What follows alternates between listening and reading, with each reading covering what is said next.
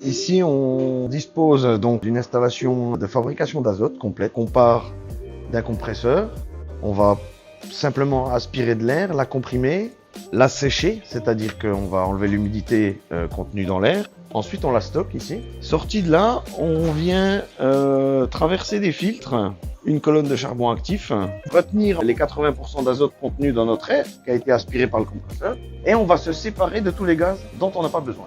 On va se retrouver avec un réservoir d'azote. Donc là, on va stocker réellement notre azote. Donc ici, à peu près 7 bars. Nous allons pouvoir l'utiliser tout simplement pour, par exemple, gonfler un accumulateur. C'est la petite bonbonne bleue qu'on peut voir en bas.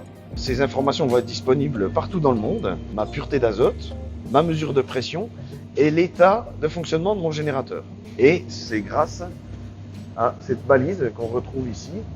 J'ai développé tout ce que vous voyez là, donc l'interface homme-machine, qui va nous permettre de piloter ce générateur à distance.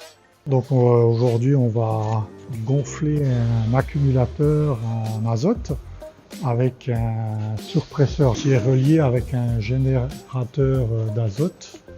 L'entrée d'azote est ici. On va venir comprimer l'azote avec de l'hydraulique et en sortie, donc on aura notre azote comprimé. Là donc on a la pression de l'azote qui est dans l'accu qui est à 21 bars à peu près. Donc là on va lancer la machine. Donc là on voit, ça monte tout de suite. Avec cette machine, le surpresseur peut monter jusqu'à plus de 300 bars. 315 bars exactement. C'est plus un showroom pour montrer à nos clients ce qu'on est capable de faire. Surtout pour leur montrer qu'ils peuvent s'affranchir des délais de livraison ou des problèmes d'approvisionnement. On est capable de fabriquer notre propre azote en phase gazeuse.